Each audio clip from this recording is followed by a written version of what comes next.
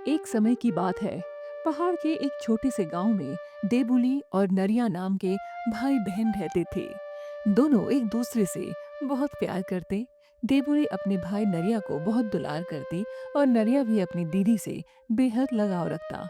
दोनों हमेशा साथ रहते, खाते और खेत में काम करते। समय धीरे धीरे बीतता गया और एक दिन देबुली की शादी हो गई। देबुली की शादी उसके गांव से दूर किसी अन्य गांव में हुई। ससुराल और मायके के दूर होने के कारण देबुले का अपने मायके आना बहुत कम हो गया।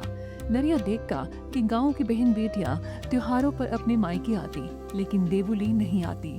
ये देखकर अपनी दीदी की बहुत याद उसे आती और वो दुखी होता। नरिया को उदास देखकर एक दिन उसकी माँ ने कहा कि बेटा, बहुत दिन हो गए, चलो एक काम करो, अपनी दीदी से मिलकर आओ, लेकिन खाली हाथ मत जाना। मैं कुछ चीजें दे दूंगी, अपनी दीदी को दे आना, इससे उसे भी अपने मायके की याद आएगी। नरिया की खुशी का ठिकाना नहीं रहा। अगले ही दिन वो सुबह सुबह तैयार होकर अपनी दीदी से मिलने चला गया। उसकी माँ ने एक बड़ी टोकरी में पूरी, पुए, फल, साड़ी और श्रृंगार का सामान रखा। नरिया को कहा कि अपनी बहन को दे देना। नरिया खुशी खुशी अपनी दीदी से मिलने चला गया। पहाड़ के रास्ते आसान नहीं थे, पूरा रास्ता पैदल ही तय करना था। एक जगह से दूसरी जगह पहुंचने में कई दिन लग जाते थे। देबुली का ससुराल इतना दूर था कि नरिया को वहां पहुंचने में 4 दिन लग गए। नरिया जब देबुली के घर पहुंचा तो उसने देखा कि देबुली सो रही है। उसने सोचा कि उसकी दीदी घर के काम से थक गई होगी, इसलिए उसे जगाना सही नहीं होगा। कुछ देर इंतजार करता रहा, लेकिन देबुली नहीं उठी। नरिया को याद था कि माँ ने कहा था कि जल्द ही लौट आना। चूँकि वापस आने में भी कई दिन लग जाते, इसलिए उसने माँ द्वारा दी गई भेंट वहीं रख दी और वापस चल पड़ा। थोड़ी देर बाद देबुली की आंख खुली। उसे समझने में देर नहीं लगी कि उसका भाई उससे मिलने आया होगा। देबुली तुरंत बाहर गई और उसे खोजने लगी, लेकिन तब तक नरिया जा चुका था। ये सोचकर देबुली रोने लगी। वे बार बार एक ही बात कहती, भय भुक्कू मैं सीती, जिसका मतलब उसका भाई भूखा था और वो सो रही थी। इस घटना से उसका मन इतना दुखी हुआ कि उसने यही बात बार बार कहते कहते अपने प्राण त्याग दिए। लोक मान्यता है कि देबुली नाम की लड़की अगले जन्म में घुघुती नाम की एक चिड़िया बन गई। चैत के महीने में जब वो चिड़िया चहचहाती है तो ऐसा लगता है कि ये वही कह रही है, भय भुक्कू मैं सीती। उत्तराखंड की ये लोक कथा जुड़ी है चैत्र के महीने से और पहाड़ों की भिटोली परंपरा से। ये वो महीना है जब उत्तराखंड के पहाड़ों में हर विवाहित महिला इंतजार करती है अपने मायके वालों का।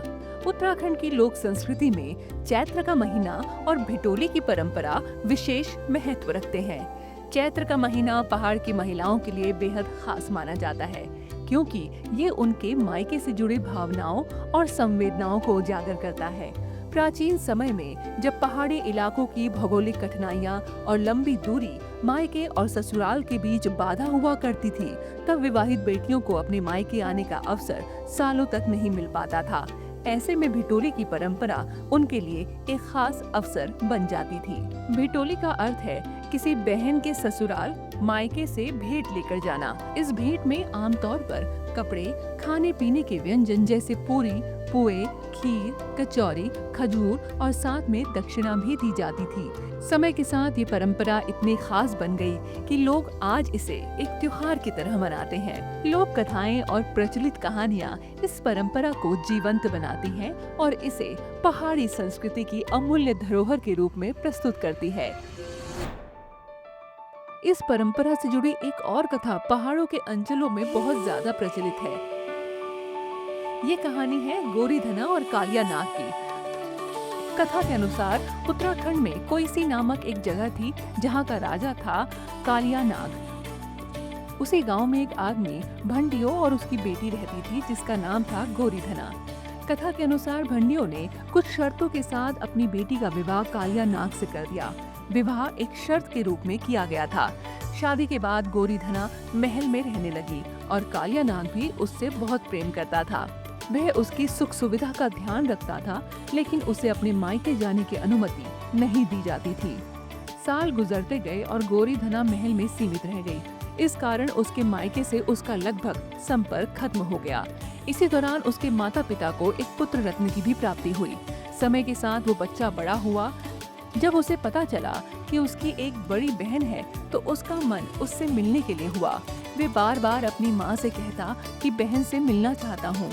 बार बार मनाने के बावजूद उसकी माँ नहीं मानी, लेकिन एक दिन थक कर उसकी माँ ने सहमति दे दी और एक टोकरी तैयार की जिसमें फल, पूरी, पुए, साड़ी और अन्य सामग्री रखी और उसके बाद उसे भिटोले के रूप में उस बालक के हाथ गोरेधना के पास भेज दिया। जब वो अपनी बहन के घर पहुंचा तो उसकी मुलाकात अपनी बहन की ननद भगा से हुई। संयोगवश कालिया नाग उस समय घर पर नहीं था। पहली बार जीवन में जब भाई बहन आमने सामने आए तो एक दूसरे को देखकर उनकी आंखों में खुशी और भावनाओं का तूफान उठ गया। इतने लंबे समय के बाद मिलने की खुशी में उनका मन भर गया, लेकिन वो ज्यादा देर तक नहीं रुका। जल्द ही अपने घर वापस जाने के लिए निकल गया। जाते समय वो अपनी बहन के पैरों को छूना भूल गया। ये देखकर गोरेधना की ननद भगा को शक हुआ। उसे लगा कि ये कोई छोटा भाई नहीं है, बल्कि गोरेधना का कोई पुराना प्रेम होगा, क्योंकि उस बालक ने पैर गोरेधना के नहीं छुए। जैसे ही कालिया नाग वापस आया, भगा ने अपने मन का शक उसके सामने रख दिया। इसके बाद कालिया नाग क्रोध से आग बबूला हो गया और तुरंत गोरेधना के भाई के पीछे निकल पड़ा। दोनों के बीच भयंकर लड़ाई हुई, इतनी जबरदस्त कि दोनों वहीं मर गए।